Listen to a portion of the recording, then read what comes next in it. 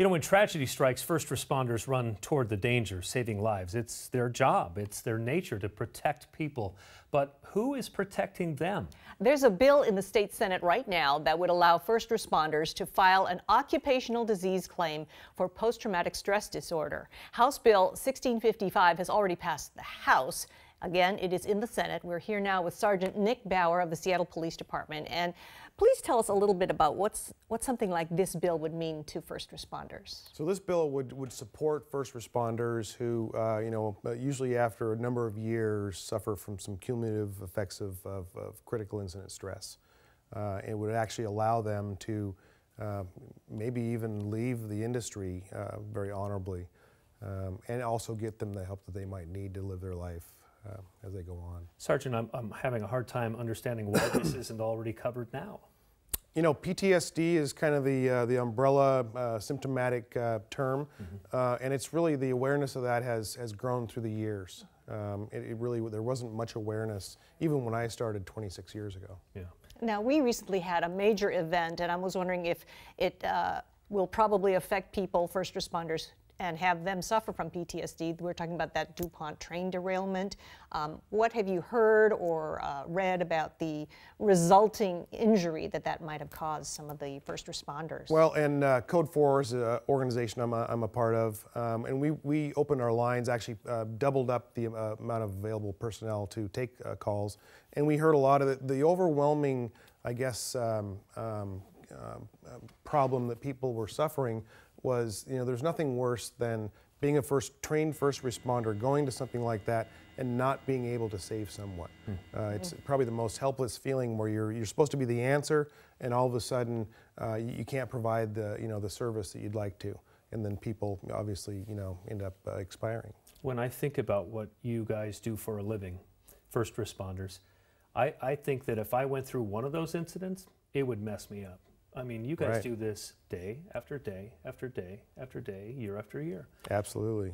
How many people suffer from PTSD in the line of first response? At some level, and it's all just, different ways to read stats, they estimate 75% of first responders are suffering from some symptomatic effects of PTSD. Wow. So what are some of the effects of PTSD, from the least effect to some of the more it can start off with maybe isolation, you do your work and you go home, you don't really interact with people. Can be hypervigilance is another thing where you're kind of, in fact, I think a lot of, maybe a lot of spouses would be happy that you clean more than the average person. But that means basically that you're always on, right? You're always on, yeah. Right. You hear a noise outside and all of a sudden you're putting your stuff on and springing outside. Wow. Just the inability to relax, inability to sort of readjust back to normal life. Wow. Tell us more about Code 4.